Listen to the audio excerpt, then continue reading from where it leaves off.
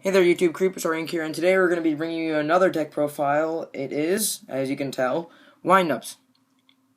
And you're probably thinking, why windups? They're not even close to meta anymore. But, windups, I've been interested in playing windups for a while now, and I've really wanted to build them, so I played around with them on Dueling Network a bunch, and they're really, really fun to play because they're fast-paced, and it's just, you can pull off a whole bunch of shenanigans with them. So I went ahead and pretty much nearly completed. I think I'm missing 2 cards. That's about it. So there are 2 proxies in here right now. So yeah. So let's just jump right into it. So first things first, you're gonna want to run 3 Wind-Up Rabbit. He's like one of your main wind-up monsters in the deck. I wish I had 3 secret rares, because the secret rare one looked really, really nice. I don't think you can tell, because my lighting in my room sucks. But, yeah, he can, with Wind-Up Magician, he can banish your Wind-Up Magician, and then get off with your Leviair plays by, going right into your 3 Wind-Up Sharks, which can, manipulate his level down to 3, or up to 5, or leave him at 4, but, you banish your Wind-Up Magician, Wind-Up Rabbit, Wind-Up Shark, go right into your Leviair, get your Wind-Up Magician back, and then, keep going off from there. So, yeah, 3 Wind-Up Shark, because obviously you can manipulate his level down to, 3 or 4 or 5. And he's pretty much one of the main monsters you're going to be searching for in the deck when you use your Wind-Up Factory. So, yeah. 3 Wind-Up Warrior. I hear a lot of people don't really like running him at 3, but it seems pretty smooth for me. He doesn't really clog at all. He is really reliable, I think, because you can, again, Wind-Up monster. You can search out for him with Wind-Up Factory, and he can increase Wind-Up monster's level up by 1, so he can target himself. He can target a Wind-Up Rabbit, a Wind-Up Rat, Wind-Up anything, really, and go off from there. 3 Wind-Up Rat, because you can get your Wind-Up monster straight out of the grave, summon him, go into defense, and then get out your Wind-Up Shark, go into his effect, I think. Yeah, and, or your Wind-Up Warrior, or even your Wind-Up Magician. But, he's a really, really good card to have in the deck, because you can keep getting your Wind-Up monsters right out of the grave, so that's really, really nice, and then using his effect is just great, and then you can get out other Wind-Up Rats with it. So, really, really reliable and good card to have in the deck all around. For the 2 ofs, Snowman Eater, self-explanatory, just pop a card on the field. Monster, obviously. And then here where the proxies come in, Tour Guide from the Underworld, just for a quick rank 3. But, obviously I don't have 2, can't get my hold on another one for some reason. But, I use a Mythic Water Dragon for it, just imagine that as being Tour Guide from the Underworld. And for the 1 ofs, Neospatian Grandmal, self-explanatory again, Brotherhood of Firefist Bear, and there's my Wind-Up Magician. It should be getting in soon. I ordered one, but silly me, when I ordered them, I forgot to order a tour guide, but I could probably pick up a tour guide from my local card shop. So that is the monsters. Just move all those off to the side.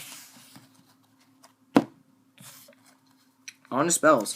And as I was saying, the Wind-Up Factories I run 3 of. They're all super, which is really, really nice and look really, really great.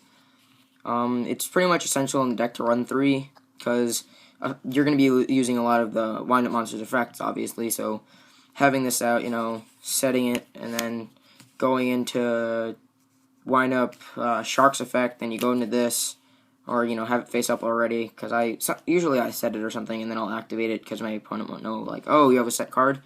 No, it's set, but it's my Wind-Up Factory, so when it's my turn, I'll activate it, and then I'll go into my Wind-Up Shark and whatnot, and do shenanigans, and so on and so forth. Just really good card, necessary to run the deck, and it's all around great. 3 Wind-Up, Jesus, 3 MST.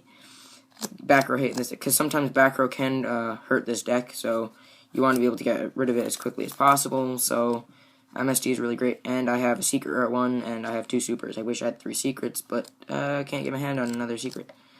or any more secrets for that matter. But yeah, back row hate for this deck.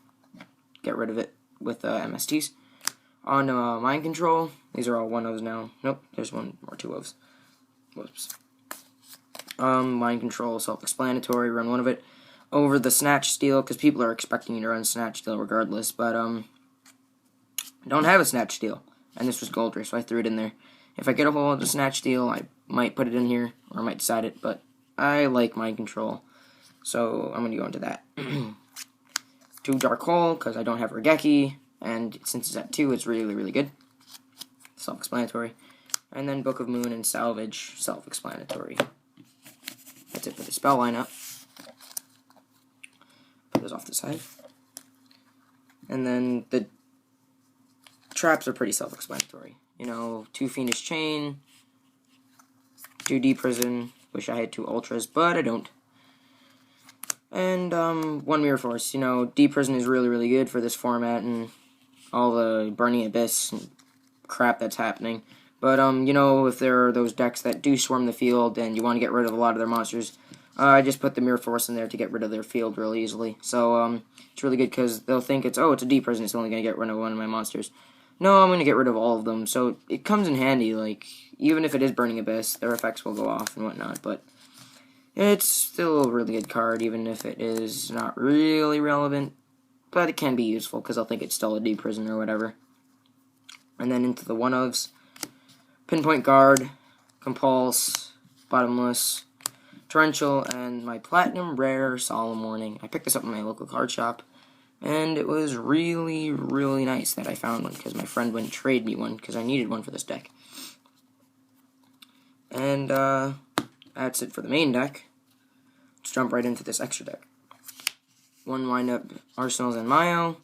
He's just pop 2 back row, or pop anything that you want to pop 2 of, actually, and get rid of them. Say he has, like, a set monster and 1 set back row, destroy both of them and attack directly.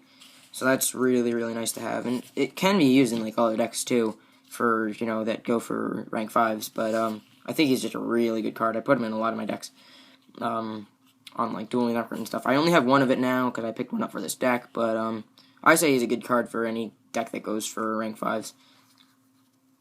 And for our other rank 5, I think I might run 2 of him, though. But, number 61, Bulbasaur, self-explanatory. You can pop onto your opponent's monsters, and then you'll take the damage. And then you can, again, attack for 2,500. I wish I had a Tyrus or Tyrus, or however you want to say it.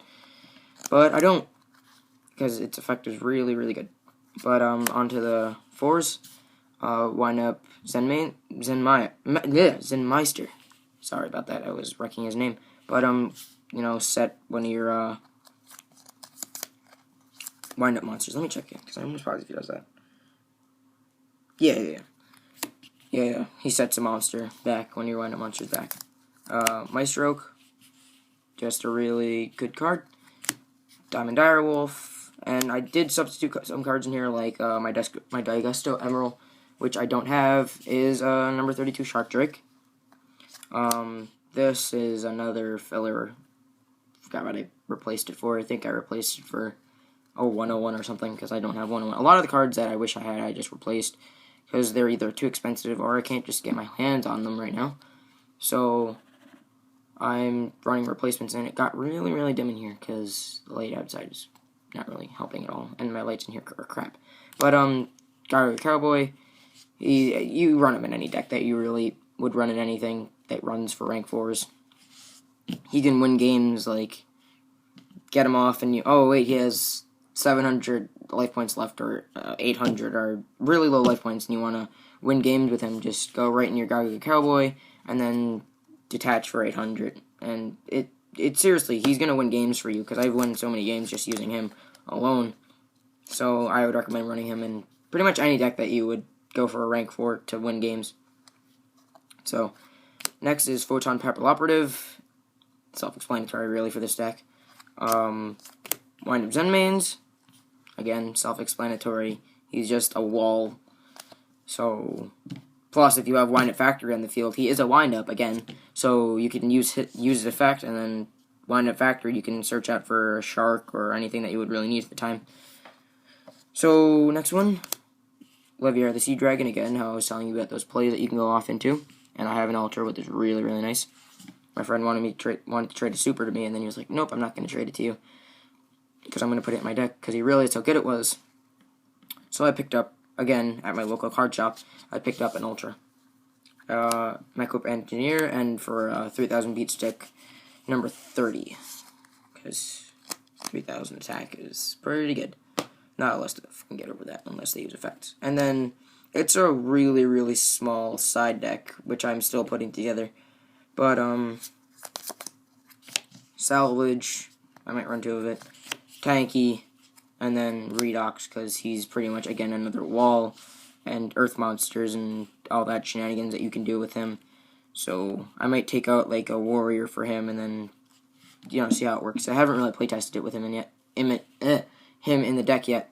So, that's the side deck, and that's the wind-up deck that I built. I hope you guys liked it. Please subscribe and like the video, and as always, hope you enjoyed.